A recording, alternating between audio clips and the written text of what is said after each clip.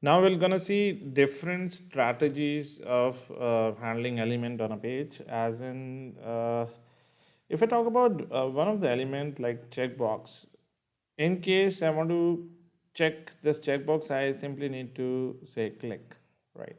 So, as in, if I go over here, I'll create a new class. Let's see how we gonna handle checkboxes. Checkboxes. And I'll copy this initial code from here, paste it over here. Then this URL.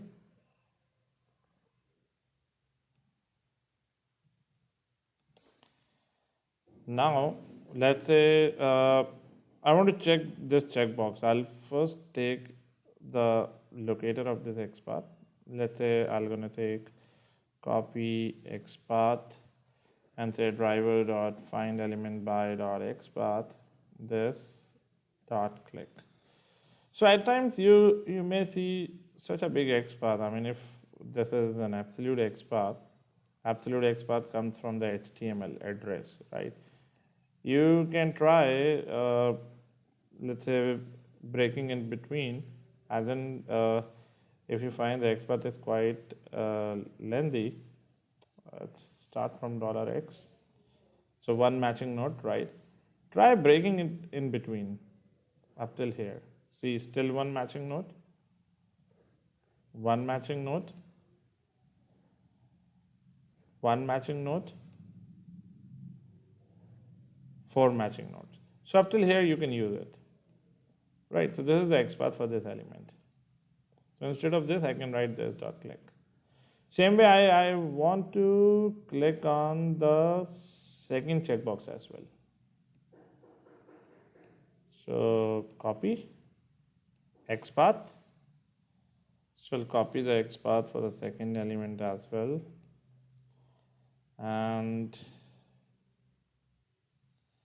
paste it here. By.xpath. Dot click. So again, this much big XPath, I can break it between.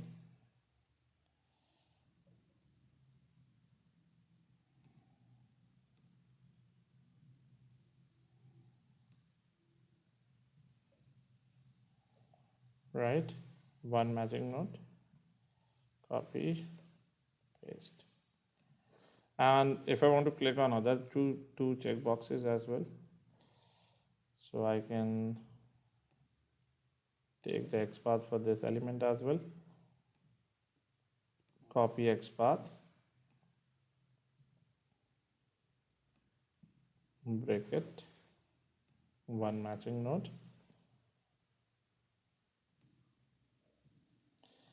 and the fourth one.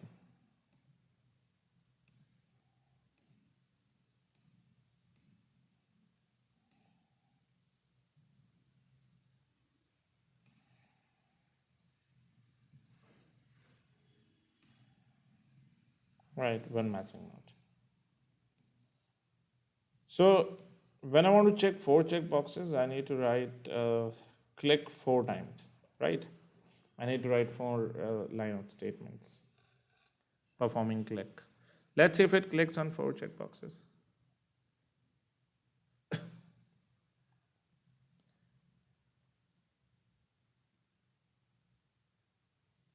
See, it checked on all four checkboxes, right? So what if I have 50 checkboxes over here? Will I gonna write 50 lines of code for checking? And then if I have 100 checkboxes, will I gonna write 100 lines of code? So there should be some optimized way. I mean, instead of doing it like this, if you can look over here, the only changing part in this XPath is the index, right? Starting from 1 going up till 4. So when we know from where we need to start and where we need to go, the first checkbox is at the first position and fourth is at the fourth position. So we can form up a for loop. For loop, as in instead of writing all these things, I can simply say for int I equal to starting point is 1, ending point is less than equal to 4, I plus plus. And within this, I'm going to copy this and paste it over here, right? And instead of 1, I'll be putting I over here. How? Like this. I. Now, what is this? This is something, let's say, I'm going to explain you one concept of concatenation. So, test concat. Now, what I'm going to do is, let's say if I copy this for loop and paste it over here. Instead of this, I'm going to print this thing, system out println. Right? And I'm just going to print this input. So what happens? What happens if I run this thing now? I mean, let's say if I don't write this, let's assume if I've written I over here. So what will happen if I run this? Will it going to print 1, 2, 3, 4? Input 1, input 2, input 3, input 4. Because that is what I want. If I run this thing, it will not going to print 1, 2, 3, 4. Rather, it should print input I 4 times. Because anything that is inside double quotes is treated as a string. And this loop will going to print this string 4 times. If in case you want these values to be printed, then you need to put it outside double quotes. If you put this I without double quotes, then it will be incremented as 1, 2, 3, 4. Because first time the value of I is 1, 1 is less than equal to 4, true, and I plus plus, it will increment the value of I from 1 to 2. So next time it will be 2, then 3, then 4. Up till 4, this loop will gonna work. But I need this I value to be incremented over here. Means if I write it outside double quotes, so now this is one variable and this is another string. If in case you want to write it all together, you need to add a concatenation operator, that is plus. So now if you run this, this will gonna print 1, 2, 3, 4 over here, but not inside this. In order to print it inside this, you just cut it from here and paste it over here. And then run this. But what it will gonna do? Will it gonna print input 1, input 2, input 3, input 4? No. Why? Because still it is inside double quotes. It will be treated as a string. So what I'll do, I'll break this string. I'll break this part as well. This variable, I'll concatenate it with this string using plus. This string, I'll concatenate with this variable using plus. So this is how now there will be 2 string and 1 variable. Now if I run this, it will gonna give me 1, 2, 3, 4. And this is what we did over here. So we are incrementing the value of I. First time it will be 1, it will click on the first checkbox, then 2, then 3, then 4. So if I run this thing now,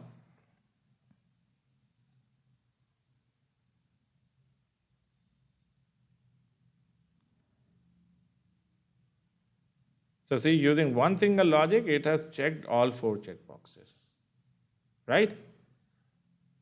So this is how logically, if there are 100 checkboxes, you simply need to increment it 1 to 100 and it will gonna check all the 100 checkboxes. Now let's assume this section is completely dynamic. Like right now there are 4 checkboxes, but maybe it happens when I again run it, it may show me 10 checkboxes. After that, it may show me 50 checkboxes. After that, it may show me just 1 checkbox.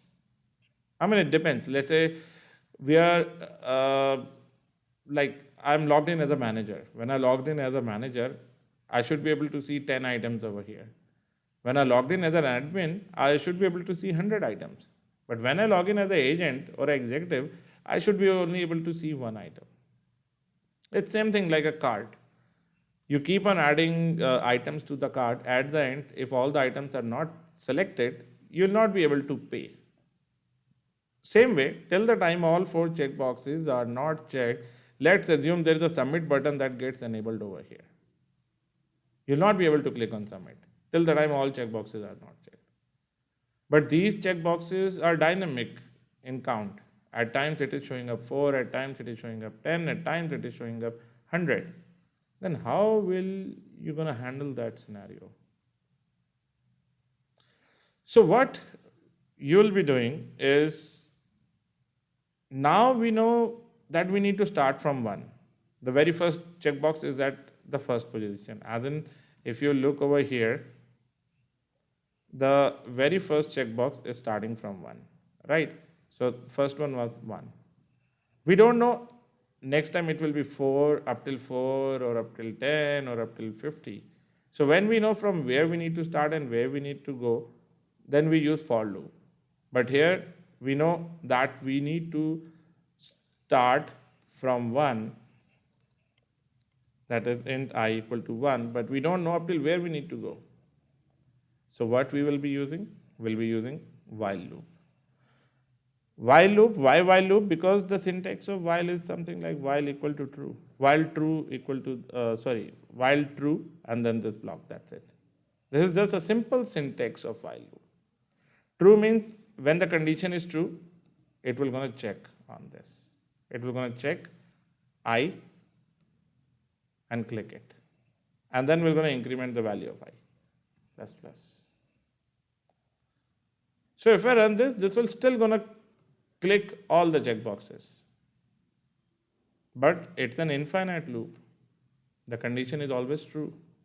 So it will going to fail at some point. Let's see at which point it will going to fail. So see, it has checked all 4 checkboxes. And now if you look over here, it is waiting for the 5th one to present. And if it is not, it will going to throw an exception saying no such element exception. 5th one is not present. Right? So if the condition should be true only and only when the checkbox is present. If it returns false, it should come out of the loop. So how to get this true or false? Based on the presence of checkbox. And how to check the presence? There is no method in WebDriver. But we have created that method. Right? If you remember in the previous example, we studied about is element present. So same thing, I can take it from that example. I'll paste it over here. Right? Is element present. Remove WebDriver from here because we have declared it globally over here. Right? And I can say is element present by dot xpath. Xpath will gonna give it from this.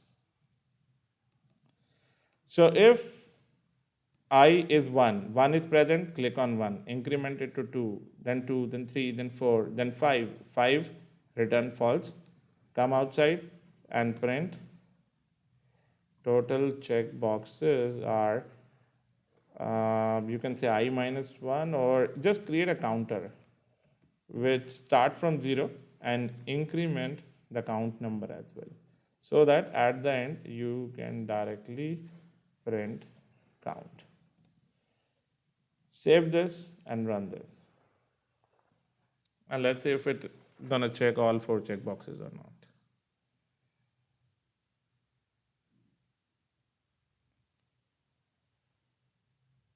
See, it checked all 4 checkboxes, right? And if you take a look at the console, it's trying to find 5th one. When it is not able to find it, it will print total checkboxes as 4 without throwing any exception, right?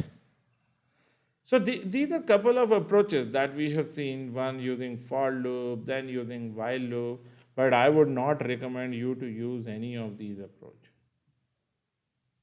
right? Because this is not an optimize of doing things when you are working with WebDriver. The things are very, very straightforward, very, very easy as compared to this.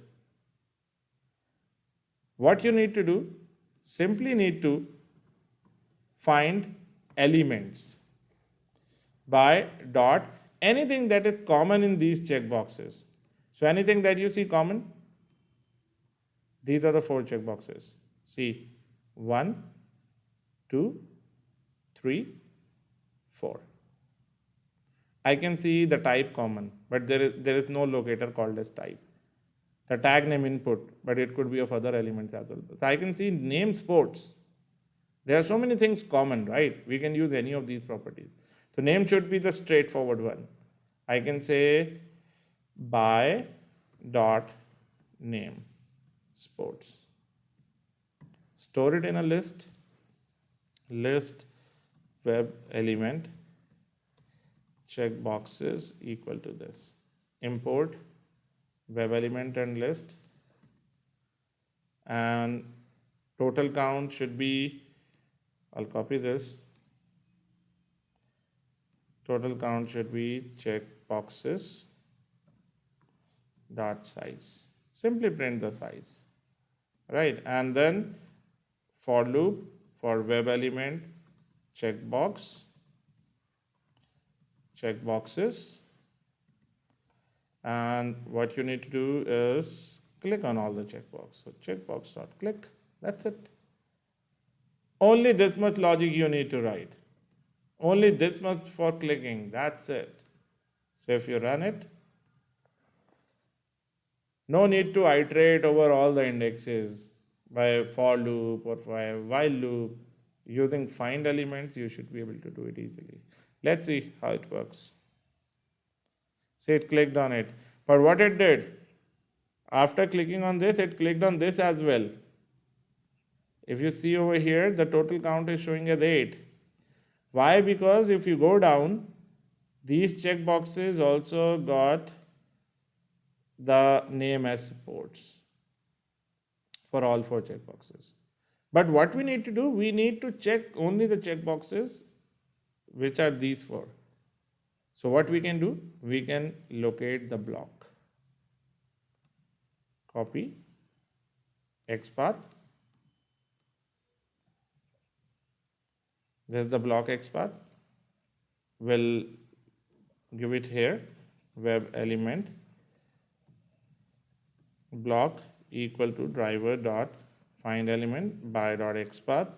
Give the XPath of this block, and instead of driver dot find elements, say block dot find elements. Now if you run this, it will gonna search for checkboxes only within that particular block, and we're gonna check all the checkboxes. Let's see. See, checked all 4. Over here the answer is total checkboxes are 4. So this is what the optimized way is, and this is what we have learned in the previous sessions as well. Right? There is no separate technique to handle checkboxes. Right? There is no method called as check that will gonna check the checkbox. It's just the click will gonna work, and just you need to add your own logics in order to handle multiple elements on the page. So like the way we handle multiple checkboxes, same way multiple links, multiple options, multiple radio buttons, multiple any element you see of similar property, you can get a similar locator out of it and try handling all the multiple elements in the similar way only. Right? So this is how you can work with checkboxes and multiple elements. Thank you.